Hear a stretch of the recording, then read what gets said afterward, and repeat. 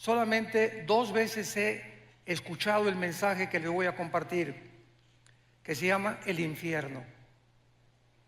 Voy a predicar en esta noche sobre un tema muy controversial, nada popular, tal vez por eso ya no lo predican, pero en todo este tiempo, en 48 años, solamente he escuchado 2 mensajes acerca del infierno.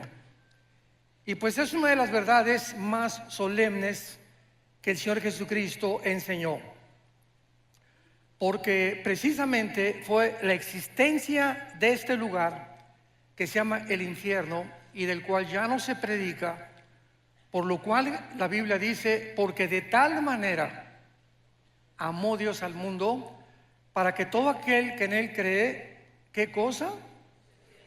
No se pierda. ¿Qué significa no se pierda? Que no te vayas a la condenación eterna.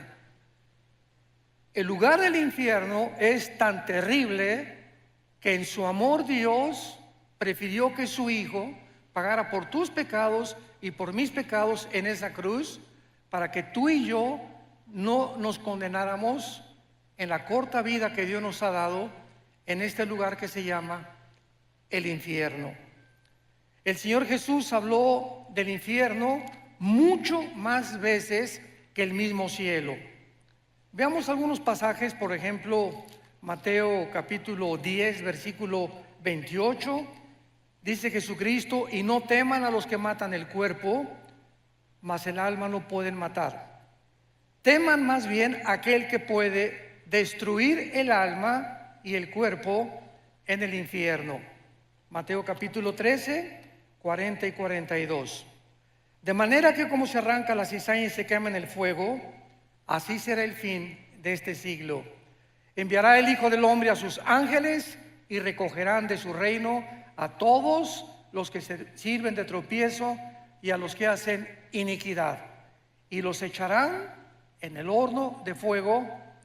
Allí será el lloro y el crujir de dientes. Ningún ser humano podría saber qué es lo que existe después de la muerte más que Dios.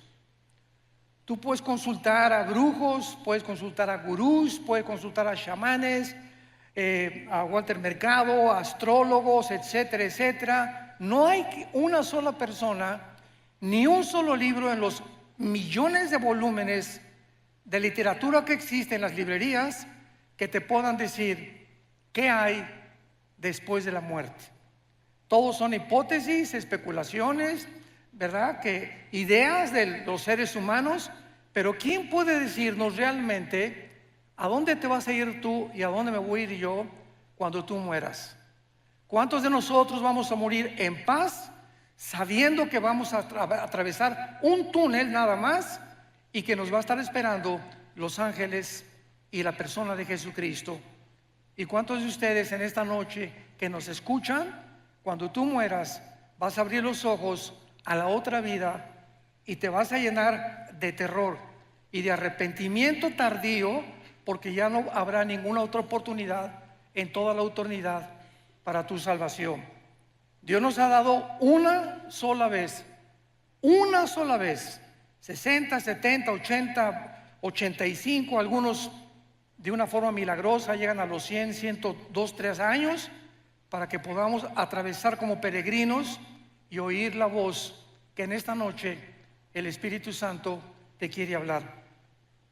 Veamos nosotros que esta es una de las realidades más terribles de la existencia humana, y es que el Señor Jesucristo enseñó, como lo acabamos de leer, que hay un lugar, existe un lugar donde las almas de los condenados vivirán atormentados por un fuego que casi nunca se va a apagar.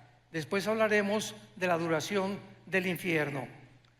Vayamos a la primera carta a los Corintios y vamos a comenzar estudiando, en primer lugar, para que entendamos el infierno, cuántas criaturas ha creado Dios y el destino de cada una de las criaturas que Dios ha creado.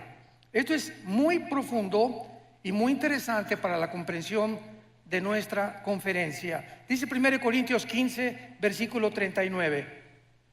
No toda carne es la misma carne. Una carne es la de los hombres, o sea, El cuerpo de nosotros está diseñado con estómago, pulmones, un cerebro, etcétera, etcétera, diseñados no para vivir en la luna ni para vivir en Marte. Dios nos diseñó exclusivamente para este mundo y nos diseñó para que comiéramos los alimentos de la tierra. No Coca-Cola, ¿verdad? No refrescos, nada de Werner Bull, ni Monster, ni todos los productos que venden por todos lados. Nos creó para que comiéramos alimentos verdes, plantas, frutas, vegetales y por lo menos 2 litros de agua diarios. Si tú conoces este funcionamiento de tu cuerpo, Dios te va a conservar, Dios te va a bendecir, pero esta es la forma como Dios nos diseñó para que nosotros pudiéramos sobrevivir. Dice la Biblia, otra carne es la de las bestias. Bueno, los animales, los toros, las vacas, los caballos, las yeguas en el campo, ¿verdad? Tienen una manera de vivir, desayunan, comen, cenan y se mueren. Comen, cenan y se mueren. Comen, respiran y se mueren. Y es una tragedia, dicen los salmos, que muchos seres humanos, sin entender la razón y el propósito por el cual Dios nos creó, viven igual que las vacas, viven igual que los becerros. Te desayunas en la mañana, comes, ya fuiste a la universidad con el propósito de hacer dinero, con el propósito de ser presidente de Costa Rica, con el propósito de tener fama, publicidad o recibir aplauso, reconocimiento de la gente. Y todas estas cosas que tú buscabas, al final de tu vida descubres que todo es vanidad, que en ninguna de estas cosas vas a encontrar el propósito ni el significado verdadero por el cual Dios te creó. En tercer lugar, hay la carne de las peces. Los peces fueron diseñados para vivir con un sistema branquial especial. ¿En dónde? Debajo del agua. Y los pececitos, ¿verdad? Fueron creados, los ballenas, los tiburones, los delfines, para tener su hábitat. Y en cuarto lugar, las aves. Los cuerpos de las aves fueron diseñados que hasta este momento ningún ser humano puede diseñar ni inventar la forma como vuelan las aves. Hemos tratado de hacerle así con las alas y no hemos fracasado. Entonces tenemos 4 tipos de creación que Dios hizo del sol para abajo. Muy bien, del sol para arriba tenemos un mundo espiritual invisible que no puede ser conocido por el intelecto ni por tus estudios, ni aunque tengas 5 licenciaturas en ciencias políticas o en filosofía y letras, en antropología, en paleontología. No me importa el conocimiento que tú tengas, el ser humano nunca podrá descubrir el mundo espiritual que nos rodea. Y el mundo espiritual tiene también diferentes lugares donde todo lo que Dios creó en el mundo invisible, oculto a nuestros ojos, tienen un destino, como lo vamos a ver. En primer lugar, hay un infierno. El infierno es un lugar donde las almas o tu alma, Dios quiera que no en esta noche, que si tú mueres y sales por esa puerta sin arrepentirte de tus pecados, sin saber que es la última oportunidad que tal vez Dios te ha dado en esta noche para recibir a Jesucristo, si tú mueres un accidente de tráfico, un cáncer inesperado, una embolia cerebral, una bala perdida, nadie sabe exactamente el momento en que vamos a morir. Pues si tú mueres sin Cristo, hay un lugar que está en el centro de la tierra.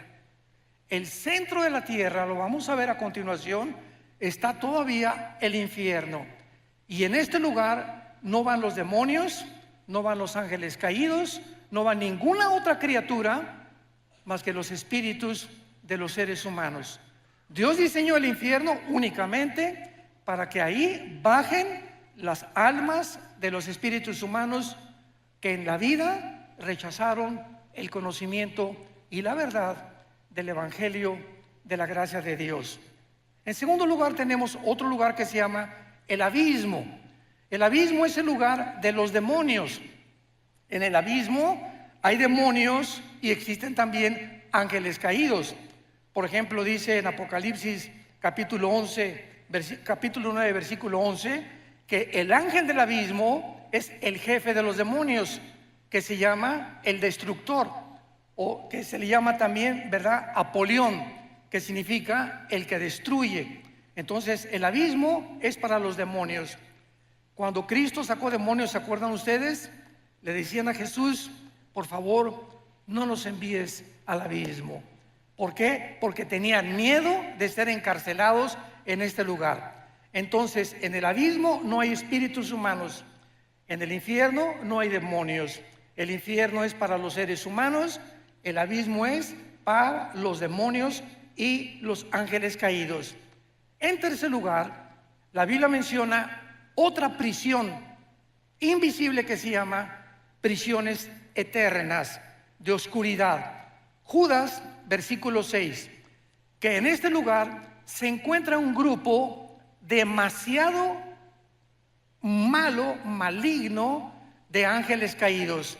Una vez que los ángeles rechazaron a Dios, hubo otro tiempo en Génesis capítulo 6 que se mezclaron con las mujeres humanas y produjeron gigantes de casi 4 o 5 metros de altura, con 12 dedos en las manos, 12 dedos en los pies, y esta raza de gigantes se llamaron los Nefilim, que significa los caídos, porque se refiere a los ángeles que realmente eran los hijos de Dios, que bajaron a mezclarse y a corromper la genética humana para impedir que naciera el Mesías.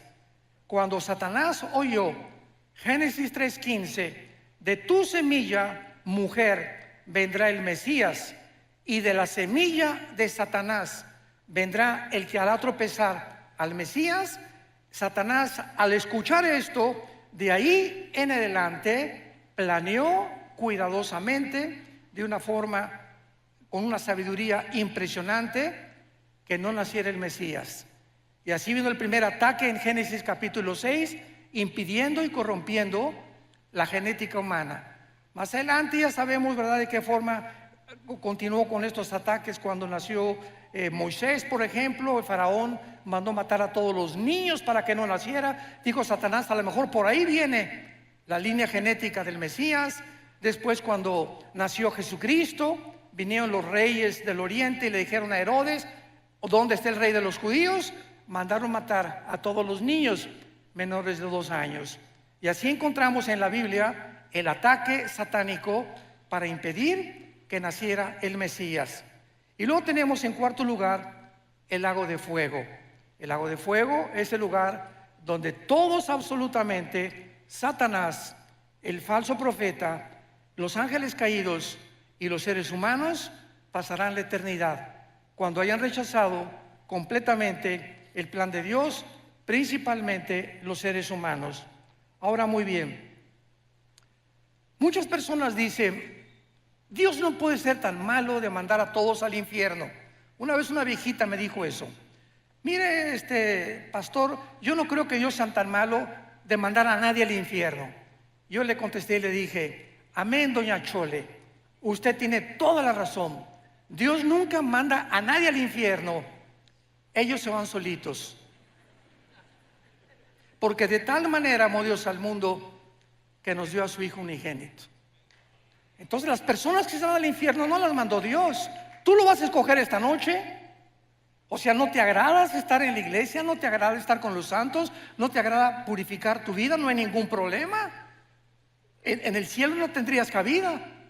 Entonces, nosotros somos los que decidimos, como les dijo en Deuteronomio 11, Dios al pueblo de Israel: he aquí les pongo la bendición y la maldición. Tú escoge. La bendición, si me escuchas, si oyes mis mandamientos, si realmente permaneces en mi palabra. Y la maldición y la condenación, si me rechazas. Eso no le dijo Dios a los caballos, ni a los orangutanes, ni a los chimpancés, ni a Chita, ¿verdad? Dios está hablando a seres humanos como tú y como yo, a ángeles que nos creó con una conciencia de la eternidad. Dice Eclesiastés 3:11, Salomón: porque Dios lo hizo todo precioso en su tiempo, sin que el hombre alcance a comprender la obra de Dios de principio hasta el final. Entonces es importante que esta mente que Dios nos ha dado, donde hay inteligencia, conocimiento, percepción de la realidad y la conciencia del mundo espiritual, que el Espíritu Santo al entrar a nuestra vida nos despierta para que podamos entender que no somos animales, que tú eres un ser responsable moralmente y que tus decisiones que tú hagas van a tener consecuencias para bien o para mal.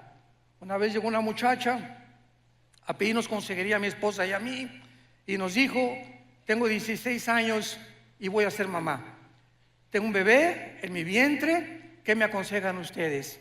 Porque ya le he pedido perdón a Dios y mi esposa y yo le contestamos: mira, Panchita, claro que Dios te ha perdonado, porque la sangre de Cristo nos limpia de todo pecado. Pero hay una cosa que tienes que saber: tú no puedes evitar las consecuencias del pecado. Entonces la cosecha la vas a tener que recoger. Pero ahora que te has pedido perdón a Dios, Él te va a acompañar y te va a fortalecer para que esa criatura que nazca nunca la vayas a abortar, ni lo pienses en tu corazón. Ten esa criatura, porque Dios te va a ayudar y va a hacer de esa criatura algo que va a honrar su nombre y le va a traer gloria algún día también a su nombre. Entonces, esto es importante que sepamos. Dios nos perdona, pero la cosecha de nuestros pecados la tenemos que recoger. La Biblia nos revela los atributos de Dios. ¿Qué quiero decir con esto? Los atributos de Dios son las cualidades esenciales del ser, de la divinidad, y se dividen en dos: los naturales y los morales. Los naturales son omnipotente, omnisciente, todopoderoso. Hay personas que dicen: bueno, es que Dios es el mismo ayer y por lo siempre. Correcto, en sus atributos naturales, pero no en la forma como Él actúa. Por ejemplo, Dios abrió el Mar Rojo, no lo ha vuelto a abrir jamás en la historia. Dios detuvo el sol en los tiempos de Josué, no lo ha vuelto a hacer tampoco. Entonces hay muchas cosas que Dios se ha limitado a hacer en sus atributos naturales, pero los atributos morales son el amor, la santidad, la justicia y la fidelidad. Dice Romanos 11:22: mirad el amor y la severidad de Dios. Dios no es un Dios, un monstruo que simplemente no puede castigar, porque si Dios permitiera que hubiera anarquía en los seres humanos que Él creó y tú hicieras lo que a ti te da la gana, desde que eres pequeño vas a crecer con un espíritu completamente en rebelión a la autoridad. Desde que nacemos, los niños, y la mamá, y poco a poco vamos educando al niño para que el niño no se desboque, para que no haga lo que quiera, para que cuando aparezca pirinol en el suelo y como berrinche, mi juguetito, te levantas y pau, pau, pau de vez en cuando necesitan, porque el niño tiene que crecer con autoridad y con amor también. Entonces, el mismo amor que yo abrazo a mi nieto y lo beso, el mismo amor se lo demuestro cuando sus papás le hacen pau, pau, pau. Entonces, el amor y la disciplina forman el carácter. Un muchacho que crece sin educación, en rebelión a sus padres, en rebelión a la policía, en rebelión a la autoridad, va a acabar en una cárcel, tarde o temprano. Van a acabar o como en cárceles o en grupos terroristas, ¿verdad? O en cárteles de las drogas, simplemente porque en su desarrollo no tuvieron la formación de su carácter. Vivieron siempre haciendo lo que les da la gana. ¿Y sabes algo? No podemos vivir así. Entonces, los que han vivido de esta manera y han muerto en su vida, van a tener que pagar en la otra vida sus consecuencias. Ahora bien, veamos en tercer lugar algo también que es muy importante, que es lo siguiente. Muchas personas dicen que el infierno se encuentra en esta vida, o que acaba en la tumba, ya se acabó todo. Sin embargo, la única persona que tiene la autoridad para hablarnos acerca de la otra vida se llama Jesucristo. Cuando Él bajó del mundo y nos dijo: yo soy la resurrección de la vida, y Él resucita de los muertos a los 3 días, Cristo es crucificado, es muerto, enterrado y resucitado a los 3 días. ¿Qué mensaje nos está dando Jesús? Ustedes también van a volver a vivir. Sígueme, yo soy el camino, yo soy la verdad y yo soy la vida. Yo soy el pan que descendió del cielo y he venido al mundo para en esa cruz mostrarte quién es Dios. ¿Quieres saber quién es Dios? Ve la cruz. En la cruz Dios manifiesta quién es Él. En el momento en que Jesús muere con sus espinas y sus clavos en las manos y en los pies, Dios nos está diciendo quién es Él. ¿Quién es Dios? Aquel que paga por ti y por mí en una cruz. Y con ese amor eterno e infinito te demuestra a Dios que vale la pena vivir para Él. Porque si alguien dice: bueno, ¿yo qué culpa tengo que Adán y Eva hayan pecado? Muy bien, dice el libro Romanos, que es la constitución de los cristianos: tú no tienes ninguna culpa de que Adán y Eva hayan pecado y que hayamos heredado todos genéticamente y espiritualmente el pecado. Muy bien, te lo acepto, dice Dios. Sin embargo, en la cruz yo pagué por esos pecados. Entonces ahora ya no tienes ninguna justificación. ¿Ok? No eres culpable, pero sí eres culpable de rechazar el perdón. Y eso por lo que muchas personas van a ser condenadas. Entonces, tenemos que entender los atributos de Dios. Vayamos a Lucas 16. Ojalá que todos hayan traído su Biblia. Los que no trajeron Biblia, júntense, siéntense con un cristiano.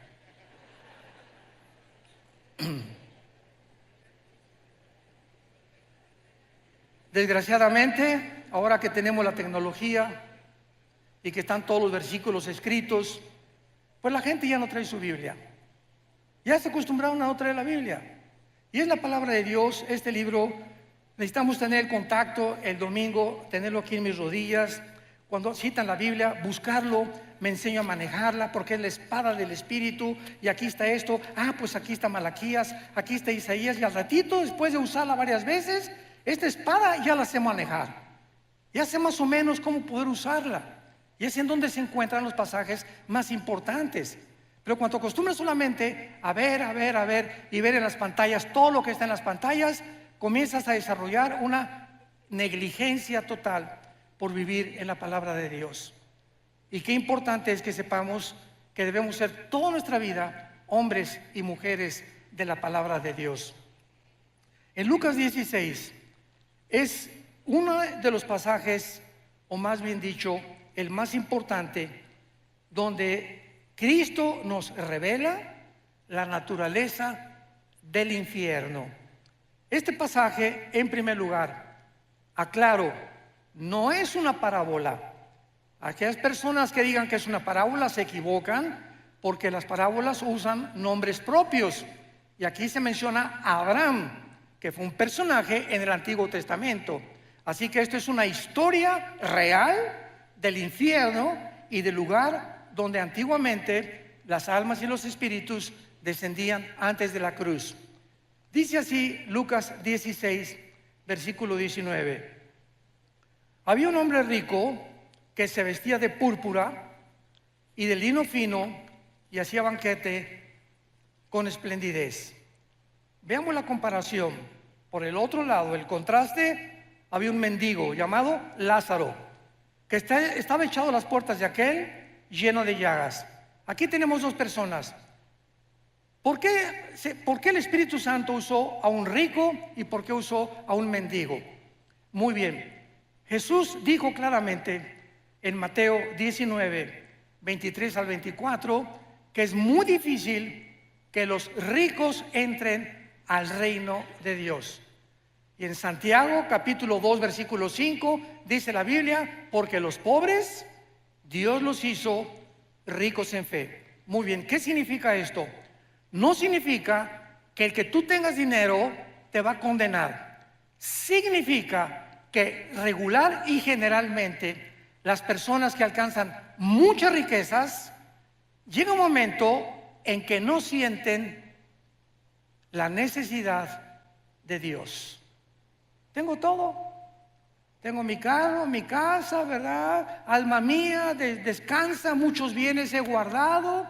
¿Para qué me preocupo? Voy al domingo y escucho un mensaje, escucho una aplicación del Evangelio, pues sí, ¿verdad?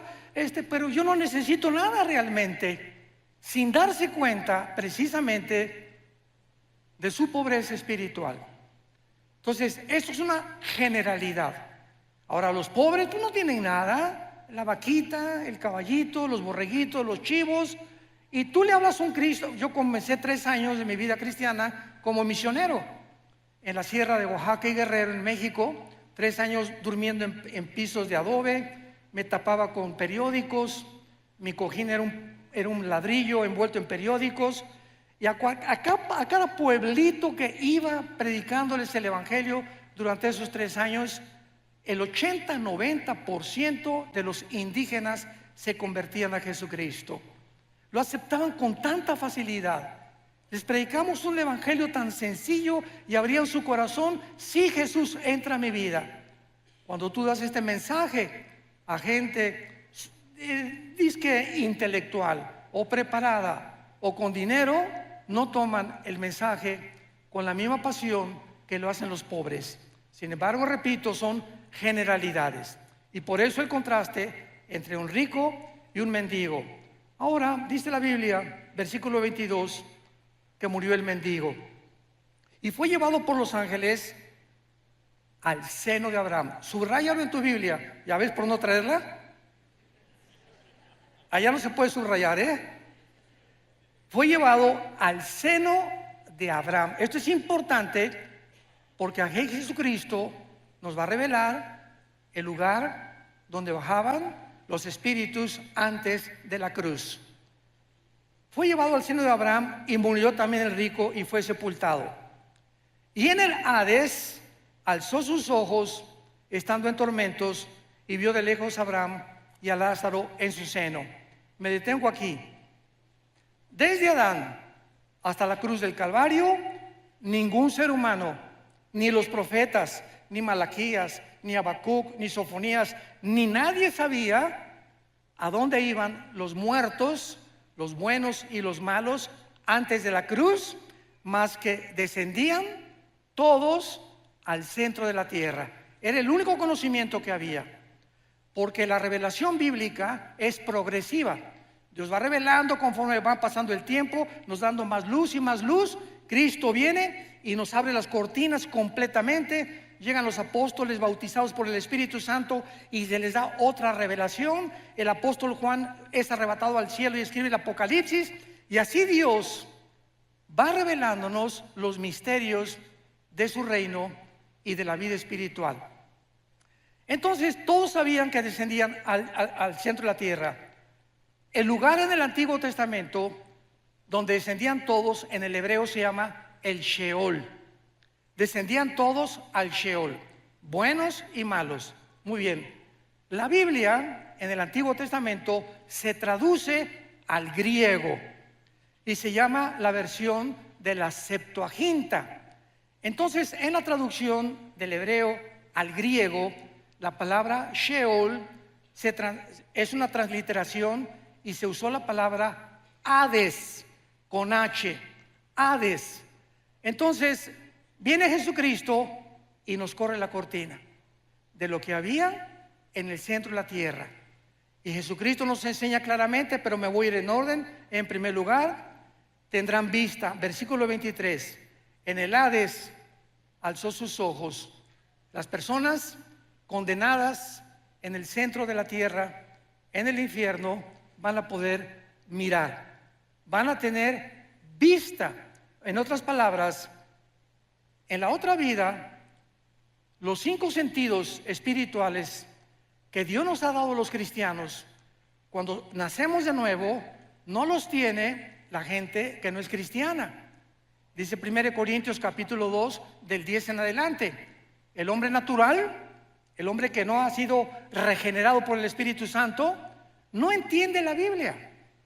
Vienen aquí Oscar Jean-Paul Sartre, y viene aquí Richard Hawkins, y viene Bertrand Russell, y viene Friedrich Nietzsche, y vienen los más grandes ateos y chocan contra la Biblia, porque no es el intelecto ni las facultades de la inteligencia naturales las que nos abren el camino para entender lo que solamente el Espíritu Santo nos puede revelar. Pero el espiritual, dice 1 Corintios 2, entiende todas las cosas porque tenemos la mente de Cristo. ¿Me van siguiendo? Muy bien, entonces las personas en el infierno van a ver, se despertaron sus instintos espirituales que no tenían en la vida. Nosotros ya los tenemos desde ahorita. Dice la Biblia, el espiritual juzga todas las cosas. El cristiano tiene un discernimiento, y yo puedo estar con mi esposa en una cena y estar con ciertas familias, y me dice mi esposa: mira, esa persona que se acercó, algo mi parabólica me dice, ¿verdad? No hagas negocio con él, o no tengas mucha amistad con él. Algo me dice en su espíritu, en su mirada, que no es de Dios. Y así comenzamos a agudizar los sentidos espirituales que Dios nos da con el Espíritu Santo en la proporción en la que memorizamos la Biblia. ¿Sí me escuchaste? En la proporción de tu contacto con la Biblia, en la proporción que pases tiempo con la Biblia, y en ese mismo contacto y en ese mismo tiempo desarrollarás tus sentidos espirituales. Ahí en el infierno tendrán vista, pueden ver a Abraham. Número 2, versículo 24. Dando voces, dijo: Padre Abraham, ten misericordia de mí. En el infierno, las ondas del sonido, en ese mundo espiritual, en el centro de la tierra, se podrán transmitir. Ahorita me escuchan porque, ¿verdad?, las ondas del sonido se graban, etcétera, etcétera. El sonido viaja en ondas por todos lados de la atmósfera hacia abajo. Dentro del infierno podrán transmitirse también la voz. Y esto es increíble, ¿verdad? Pero serán voces de lamento, de angustia y de desesperación. En quinto lugar, dice la Biblia: Padre Abraham, ten misericordia de mí. Pregunta: ¿cómo puede una persona en el infierno haber visto a Abraham? ¿Que en ese tiempo había cámaras Polaroid o películas? ¿Cómo podían reconocer que era Moisés o que era Elías? Bueno, porque la Biblia dice que hay una capacidad que se llama intuición espiritual. Cuando vayamos al cielo nosotros vamos a saber: mira, ahí está Adán. Oye, pero si no, ¿cómo sabes que es Adán? Porque en el espíritu yo sé que es Adán. En el espíritu lo sé. Ese es Moisés, ese va a ser Elías. Ahí está mi mamá, ahí está mi papá en la tierra. Nos vamos a reconocer como seres humanos. Mira, ese era mi pastor, esa era la persona que me dio a Cristo. Vamos a mantener la conciencia. Esto es interesantísimo. No vamos a dejar de ser lo que somos, pero vamos a tener otra personalidad, pero con la conciencia que Dios nos creó desde que naciste de tu mamá y de mi papá. Yo voy a seguir siendo Armando, pero con otro nombre.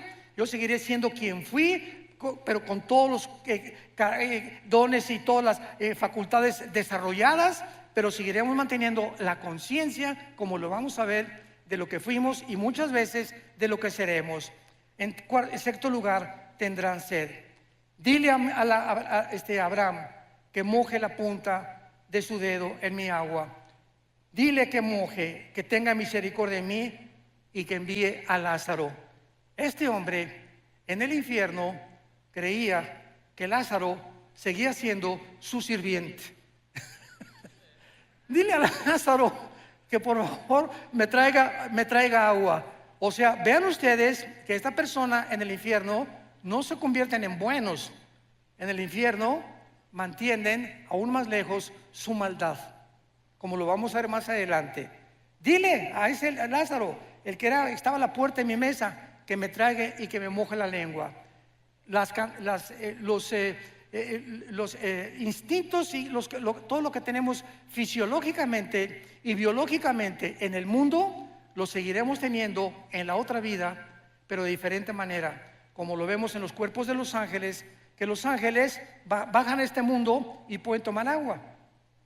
Los ángeles bajan a este mundo y pueden comer cabrito de Monterrey. No de Costa Rica, tal vez café Brit de Costa Rica. Pero en Génesis 18 bajó Dios. Dios el Padre bajó al mundo y caminó y se acercó a Abraham. Dios el Padre, acompañado de dos ángeles. Y cuando los vio Sara, ¿se acuerdan? Génesis 18, les hizo cabrito. Y quién sabe qué atole les dio también. Pero se lo comieron. O sea, vean ustedes que las facultades digestivas, Cristo cuando resucitó, tomó peces y tomó miel, ¿correcto?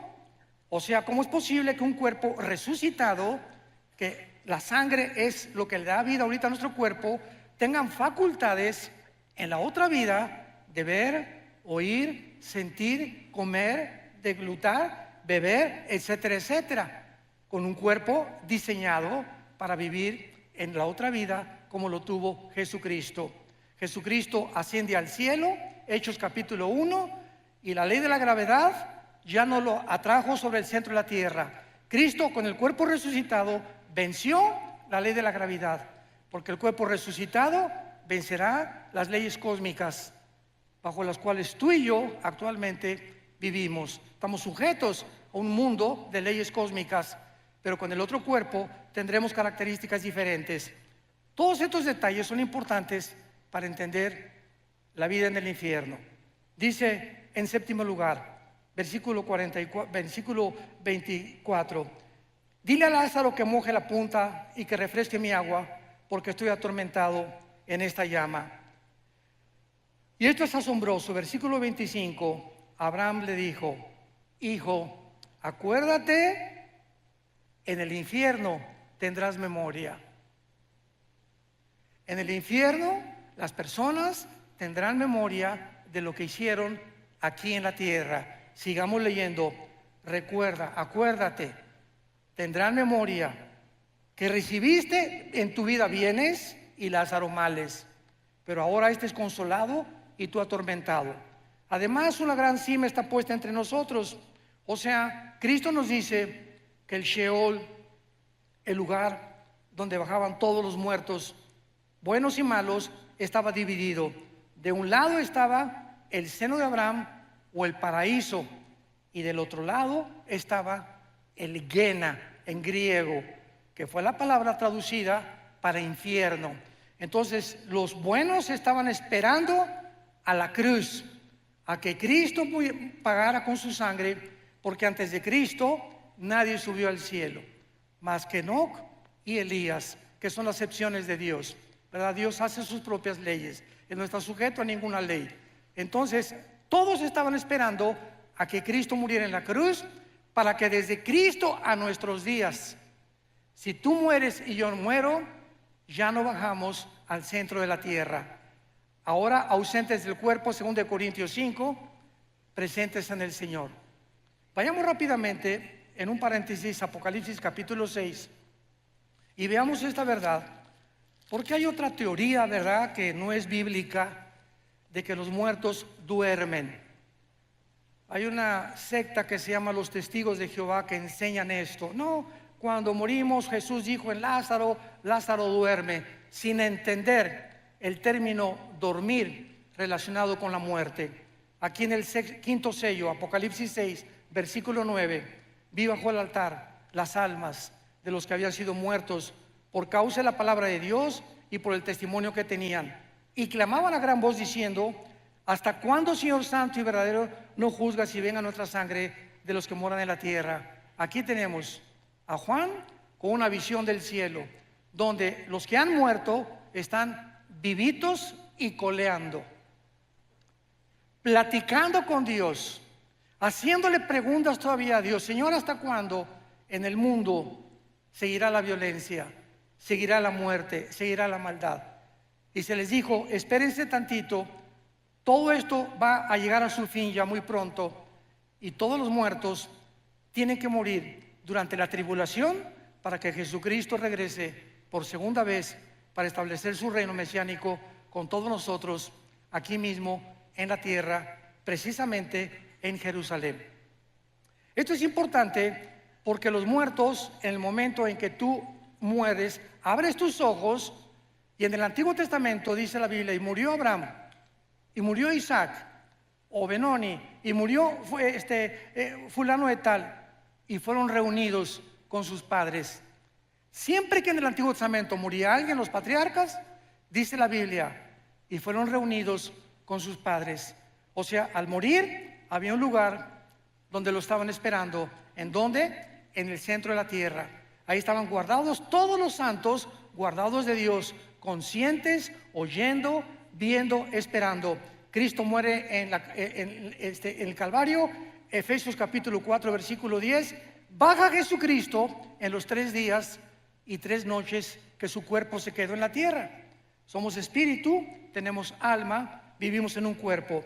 Cristo muere y su cuerpo destrozado, flagelado, completamente descuartizado, ¿verdad? Por todas partes, se queda en la tumba. Su espíritu se sale y baja Jesús en el espíritu al centro de la tierra.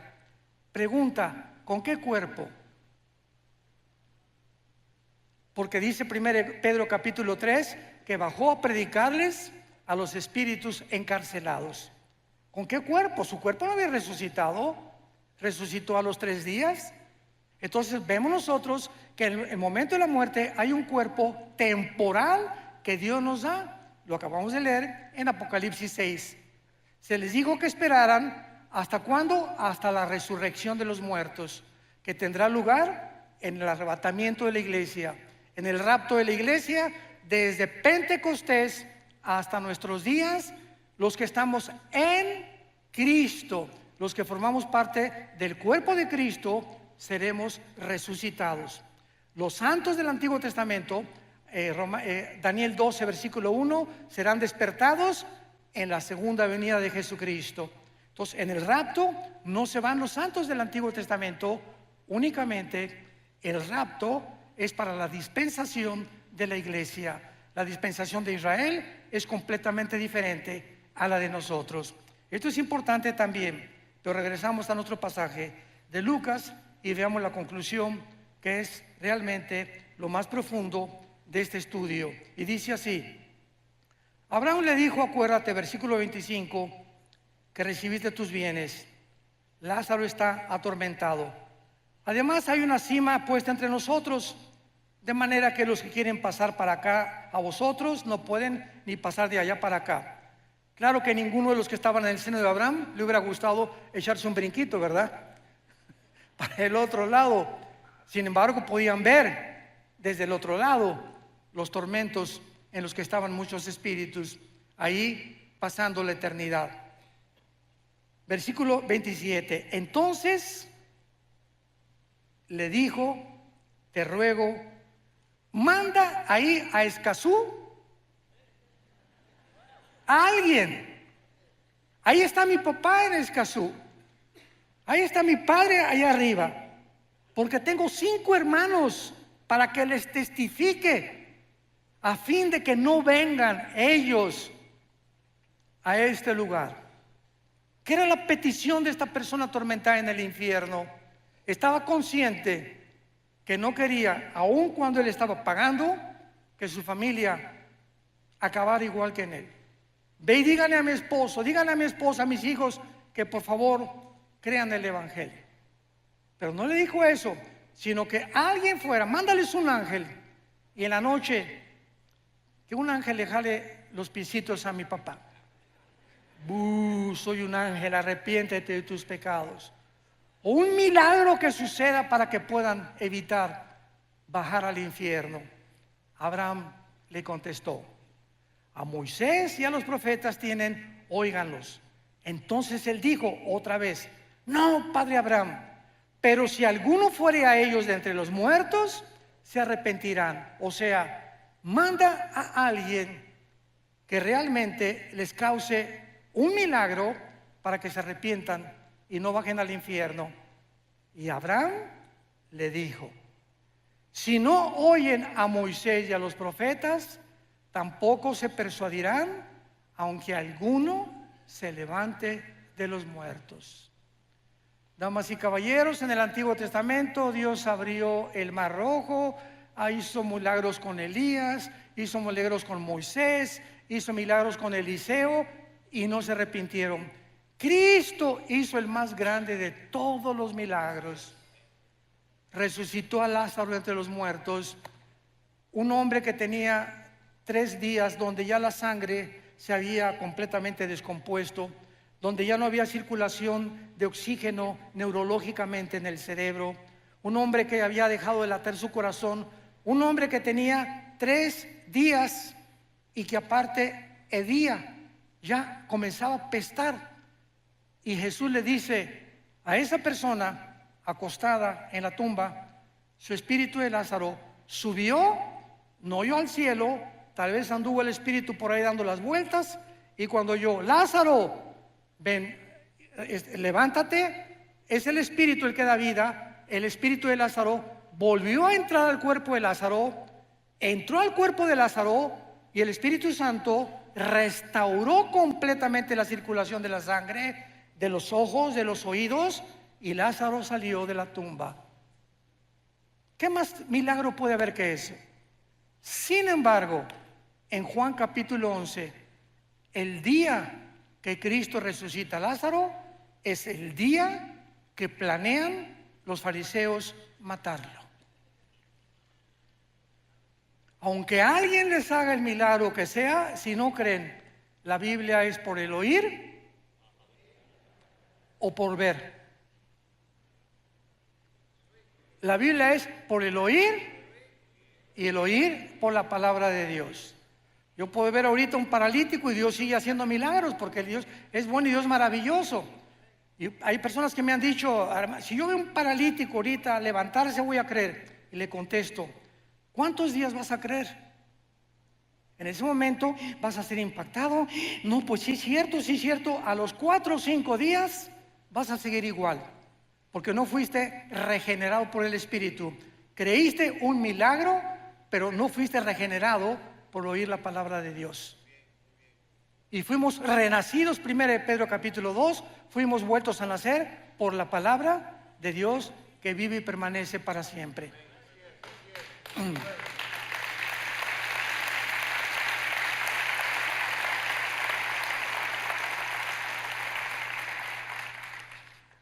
Ningún milagro sobrenatural convencerá a salvar a nadie. La salvación proviene de ver y no por el oír, o por el oír y no por ver. Un milagro puede asombrar, repito, causar sorpresa, admiración por algunos momentos, pero no cambia el corazón humano. El único que cambia el corazón humano es la palabra de Dios. Si alguien pudo haber sido salvado o creído por milagros, fueron los judíos cuando salieron de Egipto, o los fariseos en la resurrección. Sin embargo, ni así creyeron a Dios. Ahora, ¿dónde se encuentra actualmente el infierno? En el mismo lugar. Si tú mueres esta noche sin la persona de Jesucristo en tu vida, sin haberte arrepentido de tus pecados, ahorita en la noche cierras tus ojos, el doctor dictamina, ya se fue Pancho, ya se fue Carlito, ya se fue fulana de tal, doña Choli ya se murió. Tu espíritu baja inmediatamente al centro de la tierra. Y ahí en el centro de la tierra, hoy, en el mes, estamos en marzo todavía, ¿verdad? En febrero. Baja al centro de la tierra y después que pase los 2000 años o el tiempo de la gracia y venga la tribulación, cuando Jesucristo regrese, van a pasar 1000 años. Y al finalizar los 1000 años, los que están en el centro de la tierra van a resucitar. Apocalipsis 20 del 11 al 15, el juicio del gran trono blanco. Van a resucitar todos los que están en el infierno, los libros se van a abrir y Dios te va a decir, Carlitos, ven para acá, doña Panchita, venga para acá, doña Chole, venga para acá. Voy a demostrarle a todos los ángeles y a toda la creación que yo no te quiero enviar al infierno. Tú has decidido y yo no puedo violar tu voluntad, porque el libre albedrío es la característica más grande que Dios nos ha dado. Somos seres morales, responsables de nuestras decisiones. Si Dios forzara a alguien a irse al cielo, como dice otro movimiento también dentro del cristianismo, que Dios a uno los preparó para el cielo y otros para el infierno, y se nos roba la libertad de escoger, es una barbaridad. Porque en el infierno no va a haber un letrero que diga, pues aquí estamos todos los que no fuimos escogidos por Dios, por el amor de Dios. Eso no puede ser. En el infierno están todos aquellos que se les dio una oportunidad en esta vida y no la aprovecharon. Y esta oportunidad Dios te la da en esta noche a tu corazón. Tú me puedes decir, oiga, pues fíjese que yo vengo a esta iglesia hace 5 años. Las iglesias están llenas de personas no salvadas, llenas de personas que nunca se han arrepentido. Y el arrepentimiento ya no se predica tampoco. Ya no se predica el infierno, ya no se predica el pecado. Y las iglesias solamente quieren entretenimiento, ¿verdad? Y ya estamos en un tiempo de despertar. Mañana vamos a hablar claramente de las causas de la crisis del mundo por lo cual se encuentra, el mundo como se encuentra. Pero las iglesias están llenas de personas no arrepentidas, que son religiosas, pero no tienen la Biblia, no aman la palabra, no la memorizan día y noche, nunca le han hablado a nadie de Cristo. ¿Cuántos años tienes de ser cristiano? 5 años, hermano, 10 años. En todos estos tiempos, ¿a cuántas personas has ganado para Jesús? ¿A cuántas personas les has hablado de Jesús? En tu bufete jurídico, en tu consultorio médico, en tu taller de carpintería. Ustedes jóvenes en su universidad, en la escuela, ¿le hablas de Cristo a tus amigos? Muchachas, ¿le hablas de Cristo a tu amiga que se está acostando con su novio y sabes que la fornicación es pecado delante de Dios? ¿Ya te has acercado y le has dicho, Lupita, por el amor de Dios, eso es pecado delante de Dios, arrepiéntete? Tú no puedes vivir acostándote y teniendo relaciones sexuales con tu novio. Eso no es sagrado delante de Dios. Y mucho más si te llamas cristiana. Y mucho más si te llamas cristiano, no besuqueas ni manoseas a tu novia tampoco. Las respetas, porque no puedes amar y ensuciar lo que amas. Este es el verdadero cristianismo. Y si no lo vivimos de esta manera, has vivido un cristianismo falso, que se llama la religiosidad, pero no el haber sido regenerados por el Espíritu de Dios. Ven a Jesús en esta noche. Arrepiéntete realmente de la vida en la que llevas. Inclina tu cabeza y dile estas palabras. Señor mío y Dios mío, te pido perdón por mi vida. Creo que en esa cruz Jesús ha pagado por todas mis maldades, por todos mis pecados que hasta este momento he cometido. Ya no quiero seguir viviendo en el pecado, pero reconozco en este instante que yo no puedo ni tengo el poder de vivir para ti. Por eso vengo, Jesús, a abrazar tu cruz, porque sé que con tu vida en mi vida me darás el poder de vivir esa vida que tú quieres que yo viva. Creo que es tu sangre preciosa la que pagó por mis pecados y creo que tú fuiste crucificado, muerto, enterrado y resucitado a los 3 días. Y te pido que entres a mi corazón como mi Señor y mi Salvador. Gracias, Señor, por tan grande salvación y la corta vida que me queda en este mundo. Ahora la quiero vivir para ti y contarle al mundo, comenzando con mi familia, la historia de amor más grande jamás contada. Tu amor por mí en esa cruz. En el nombre de Jesús. Amén.